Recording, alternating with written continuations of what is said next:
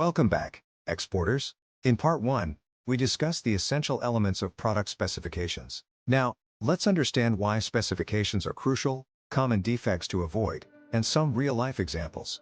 Why are specifications so crucial? Buyers demand accuracy. Even a small mistake can lead to rejection. Customs and certification agencies use these specifications to approve your products. Incorrect specifications can lead to delayed payments, loss of trust, or even blacklisting. At Consult Criba, our reverse sourcing method, RSM, emphasizes creating accurate, buyer-friendly specifications. It helps you convert inquiries into orders and ensures repeat business. Let's look at real-life examples from Indian MSMEs who succeeded by getting specifications right. Let's begin with the pharmaceutical sector. In the case of active pharmaceutical ingredient, paracetamol API, India exports to countries like China, Germany, Switzerland, and others.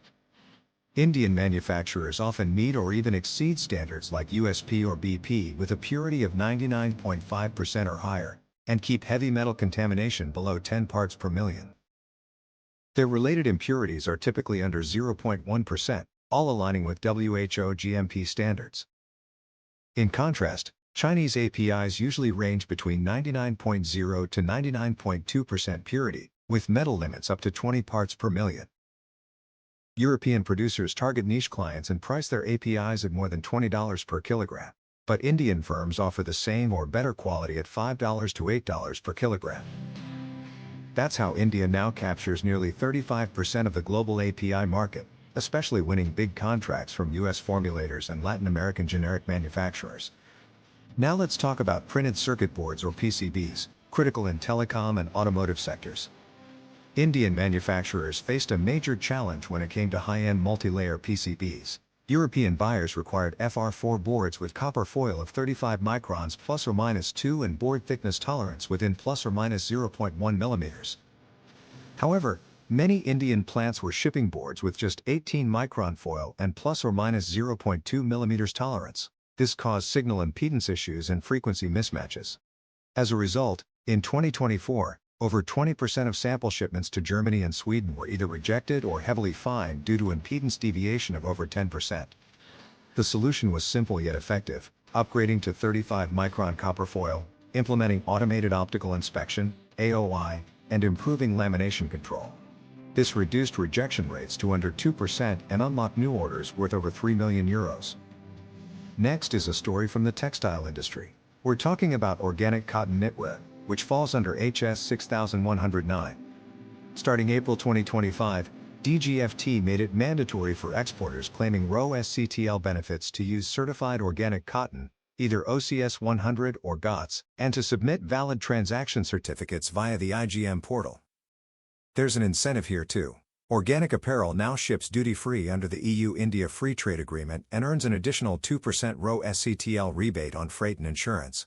A Surat-based SME made the switch to GOTS-certified cotton and saw their EU exports grow by 40% in Q1 of 2025, while also enjoying duty savings and better pricing.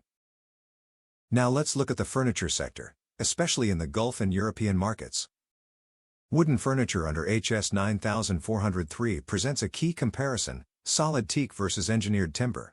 Solid teak, especially grade AAA that's kiln dried to 8 to 12% moisture with knot-free boards of 20 to 25 mm thickness, is highly popular in the Gulf region for its durability and humidity resistance. On the other hand, engineered teak uses a 5 mm veneer over an MDF core, with moisture content capped at 6%. While it's lower in cost, it fits perfectly for EU's entry-level retail market. Gulf buyers are willing to pay 25% more for solid teak, around $800 per cubic meter FOB, whereas EU discount chains prefer engineered teak priced at about $640 per cubic meter, provided the supply is consistent and exceeds 200 cubic meters monthly. Lastly, let's explore how the right HS code impacts LED lighting exports to the USA. LED products come in different forms, like integrated downlights and retrofit bulbs.